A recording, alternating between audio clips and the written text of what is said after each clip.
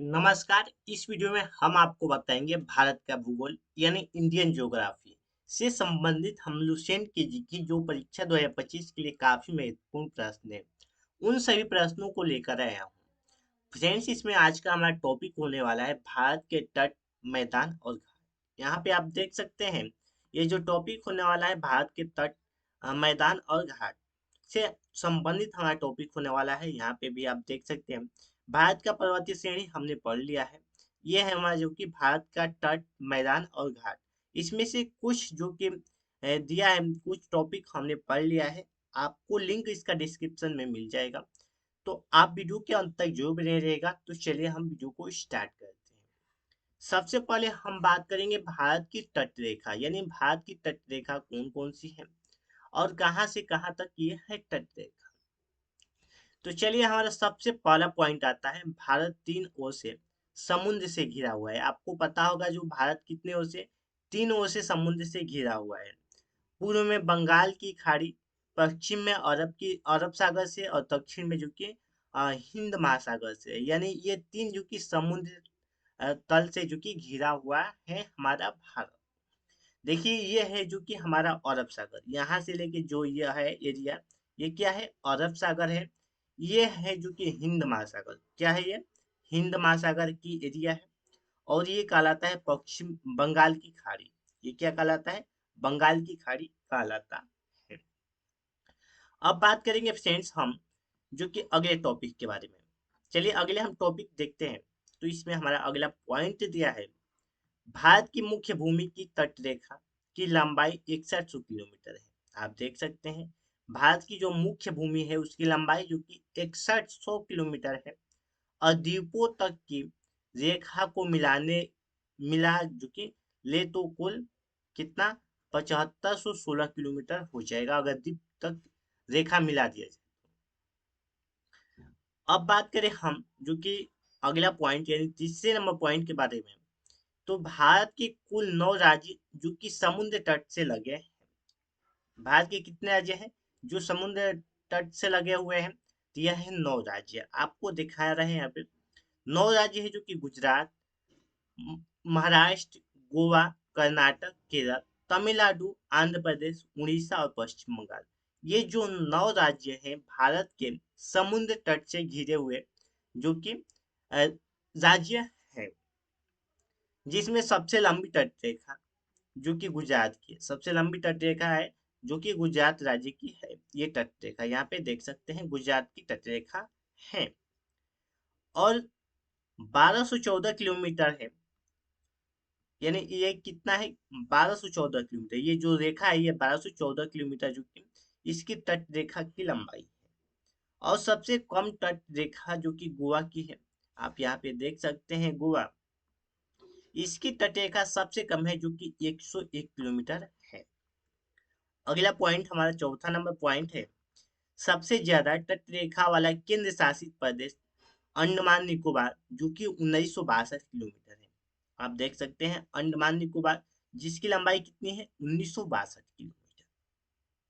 चलिए बात करते हैं कुछ इसमें अगले पॉइंट्स के बारे में। यहाँ पे आता है, देखिए सबसे पहले बात करेंगे ये भारत के तट, मैदान और घाट से संबंधित। ये तो आप जान रहे हैं कि ये प्रश्न है। यहाँ पे देखिए पॉइंट हमारा दिया है, पूर्व तट पर स्थित पर्वत श्रृंखला को पूर्वी घाट और पश्चिमी तट पर स्थित पर्वत श्रृंखला को क्या कहते हैं, पश्चिमी घाट। देखो यहाँ देखिए सब, यहाँ पे जो कि पश्चिमी तट है ये है पूर्वी तट। आपको पता होगा ये है पश्चिमी तट और ये है पूर्वी तट। आपको तो ये पता लग गया होगा कि पश्चिमी तट और पूर्वी तट कौन कौन से है। तो ये है पश्चिमी तट और पूर्वी तट। अब यहाँ पे हम बता लेते हैं, उसके बाद हम समझाएंगे मैप। पश्चिम घाट को जो कि सनहीदा पर्वत और पूर्वी घाट को महेंद्रगिरी पर्वत के नाम से जाने जाते हैं। आप देख सकते हैं ये जो है महेंद्रगिरी पर्वत और सह्याद्री पर्वत। देखिए पश्चिमी घाट को सह्याद्री पर्वत यहाँ पे है। देखिए पश्चिमी घाट को ये क्या कहते हैं, सह्याद्री पर्वत। और ये पूर्वी घाट को क्या कहते हैं, महेंद्रगिरी पर्वत जो कि कहते हैं। आपको तो ये पता लग गया होगा कि यह है उत्तरी सरकार, इसे बोलते हैं उत्तरी सरकार, और ये है जो कि पश्चिमी तटीय मैदान। आप देखकर बता सकते हैं, यानी पश्चिमी घाट, यह है पूर्वी घाट। आप यहाँ से बता सकते हैं यह है पूर्वी घाट और यह है पश्चिमी घाट। देखिए यहाँ पे कुछ नोट्स दिए गए हैं। ये घाट पर्वतों की ढलान ही है। ये क्या है? पर्वतों की ढलान ही है। अब बात करेंगे फ्रेंड्स हम यहाँ पे, चलिए हम कुछ दिखाते हैं आपको, यानी कुछ बताते हैं काफी इंपॉर्टेंट जो कि टॉपिक है। सबसे पहले बात करेंगे, देखिए गुजरात। यहाँ पे देख सकते हैं गुजरात से लेके दमन तक जो भी तट रेखा है इसे बोलते हैं कठियावाड़ तट रेखा, जो कि बोलते हैं, यानी कठियावाड़ तट बोलते हैं। इस रेखा को आप देख सकते हैं, दर्शा सकते हैं। और दमन से गोवा के बीच को बोलते हैं कोकण तट बोलते हैं। और गोवा से लेके कर्नाटक के बीच को बोलते हैं केनरा तट। केनरा तट बोलते हैं, जो कि अरब सागर में ये सब आते हैं। अब यहाँ पे कर्नाटक से लेके केरल तक के रेखा को बोलेंगे हम मलबार तट। मलबार तट रेखा जो कि बोलेंगे। यहाँ पे भी वैसे देख सकते हैं तमिलनाडु यानी कन्याकुमारी से लेके आंध्र प्रदेश की रेखा को बोलेंगे कुरुमंडल तट। और ये बोलते हैं आंध्र प्रदेश से लेके पश्चिम तट, पश्चिम बंगाल तक के बोलेंगे जो कि डेल्टा क्षेत्र बोलेंगे हम। यहाँ पे फ्रेंड्स ये जो क्वेश्चन है काफी इंपॉर्टेंट और रिलेटेड क्वेश्चन बनते हैं। अब यहाँ पे एक प्रश्न पूछा जाता है, कन्याकुमारी को क्या कहते हैं? जो कन्याकुमारी है ये बोलता है तमिलनाडु में, इसे क्या बोलते हैं? तो केप कुमेरिन, केप कुमेरिन जो कि बोलते हैं कन्याकुमारी को। चलिए बात करते हैं अगले कुछ पॉइंट्स के बारे में। यहाँ पे तो हमने ये 2 पॉइंट्स को पढ़ लिया।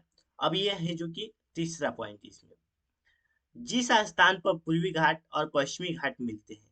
आप देख सकते हैं पूर्वी घाट और पश्चिमी घाट जहाँ पे मिलते हैं, ये है पूर्वी घाट और पश्चिमी घाट जहाँ पे मिलते हैं। पूर्वी घाट और पश्चिमी घाट जहाँ पे मिलते हैं वहां पे, और उसमें संयुक्त रूप से नीलगिरी पहाड़ी के निर्माण से जाना जाता है। ये जो पहाड़ी है, ये जो पहाड़ी है इसे क्या जानते हैं? नीलगिरी पहाड़ी के नाम से जाना जाता है, जहाँ पे पश्चिमी घाट और पूर्वी घाट मिलते हैं। तो यहाँ पे मिल रहे हैं, तो इसे हम बोलेंगे जो कि नीलगिरी पहाड़ी, जिसकी जो कि सर्वोच्च चोटी डोडा बेटा है। इसकी सर्वोच्च क्या है? चोटी। नोट्स में दिए गए नीलगिरी पहाड़ी को पहाड़ियों की रानी के नाम से जाना जाता है। यानी आपको प्रश्न पूछ दिया जाएगा कि पहाड़ियों की रानी के नाम से किसे जाना जाता है? तो नीलगिरी पहाड़ी को जाना जाता है, जो कि पश्चिमी घाट और पूर्वी घाट के मिलने से जो कि बनता है, यानी जहाँ पे मिलती है दोनों वहां पे बनता है। इस पहाड़ी में ऊटी नामक प्रसिद्ध स्थान है। यहाँ पे क्या है? ऊटी नामक प्रसिद्ध स्थान है इस जगह पर। चलिए अब बात करते हैं कुछ अगले पॉइंट्स के बारे में। यहाँ पे अगला पॉइंट है हमारा, पूर्वी तट मैदान की नदियां डेल्टा का निर्माण करता है, जबकि पश्चिमी तटीय मैदान की नदियां ज्वालामुखी का निर्माण करती है। यहाँ पे देख सकते हैं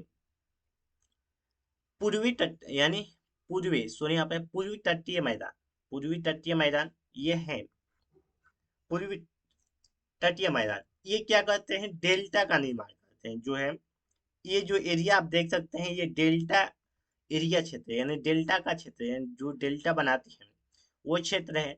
और इधर के जो नदियां है पश्चिमी घाटी की नदियां, ये ज्वारन ज्वारनमुख ज्वारनमुख का निर्माण करती है। ये क्या करती है? ज्वारनमुख का निर्माण करती है। चलिए फ्रेंड्स अब बात करते हैं अगले पॉइंट्स के बारे में।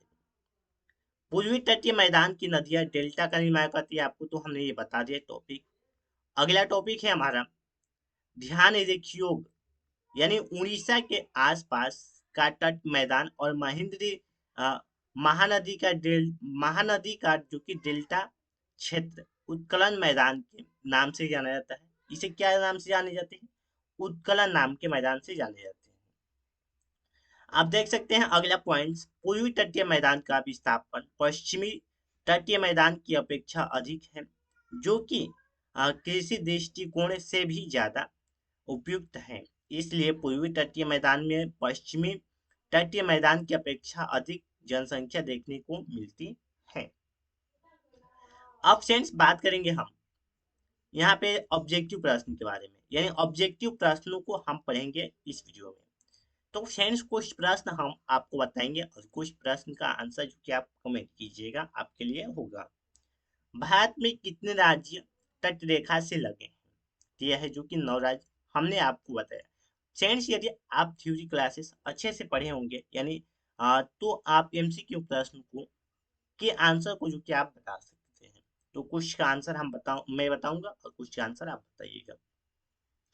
सेकेंड नंबर प्रश्न है, भारत की तटरेखा की कुल लंबाई है? तो यह है जो कि 7500 किलोमीटर भारत की कुल रेखा की लंबाई है। थर्ड नंबर क्वेश्चन है, भारत के किस राज्य का समुद्र तट सबसे अधिक लंबा है? तो सबसे अधिक लंबा जो कि गुजरात राज्य की तटरेखा है, ये भी क्वेश्चन आपको बताया। 4 नंबर प्रश्न है हमारा, निम्नलिखित में से किस घाट यानी किस तट से भारत का औसत समुद्र तल नापा जाता है? तो यह नापा जाता है चेन्नई से नापा जाता है। 5 नंबर प्रश्न है, सर्वाधिक सर्वाधिक तटीय अपरदन होता है? तो यह होता है लहरों से। लहरों से सर्वाधिक तटीय अपरदन होता है। 6 नंबर प्रश्न है, तमिलनाडु आंध्र प्रदेश के तट का नाम है? तो इस तट का नाम है कोरोमंडल, इस तट का नाम है। फ्रेंड्स ये प्रश्न जो कि आप कमेंट कीजिएगा, निम्नलिखित में से किस राज्य यानी किस भारतीय राज्य की समुद्र सीमा सबसे छोटी है? तो आपको बताया गोवा राज्य सबसे छोटी है। 8 नंबर प्रश्न है, निम्नलिखित में से लिखित तटों में से कौन जो कि कृष्ण डेल्टा एवं केप कोमोरिन के मध्य स्थित है? तो आप बताइएगा, इसका आंसर कमेंट कीजिएगा क्योंकि इसका आंसर हमने बताया है। 9 नंबर प्रश्न है, निम्नलिखित में से केप कोमोरिन के नाम से भी जाना जाता है? तो किसे जाना जाता है? कन्याकुमारी को जाना जाता है। चलिए अब बात करते हैं, आखिरी ये प्रश्न है, कुल टोटल 12 प्रश्न ही पढ़ेंगे। भारत की प्रादेशिक जल सीमा समुद्र तट से कितनी समुद्र जो कि मील की दूरी तक है? इसका भी आंसर आप कमेंट कीजिएगा। ये नहीं होगा आंसर ए, इसका आंसर आप कमेंट कीजिएगा। 11 नंबर प्रश्न है, भारत का संलयन क्षेत्र प्रादेशिक जल सीमा के आगे कितनी समुद्र मील की दूरी तक है? तो इसका भी आंसर आप कमेंट कीजिएगा। ये भी प्रश्न हमने कुछ ही देर पहले बताया थ्योरी क्लासेस में। 12 नंबर प्रश्न है, तमिलनाडु का समुद्र तट कहलाता है, क्या कहलाता है? तो इसका भी आंसर आप कमेंट कीजिएगा। तो फ्रेंड्स इस तरह हमने इस वीडियो में पढ़ा भारत के तट, मैदान और घाट से संबंधित महत्वपूर्ण जो कि 12 एमसीक्यू प्रश्न को कंप्लीट किया और थ्योरी क्लासेस से संबंधित सारी जानकारी आपको इस वीडियो में दी। फ्रेंड्स मैं आशा करता हूँ कि आपको वीडियो काफी पसंद होगी, तो वीडियो को लाइक, चैनल को सब्सक्राइब और वीडियो को शेयर जरूर कीजिएगा। तो फ्रेंड्स आज के लिए इतना ही, फिर मिलता है अगले नेक्स्ट वीडियो में, तब तक के लिए जय हिंद दोस्तों, धन्यवाद।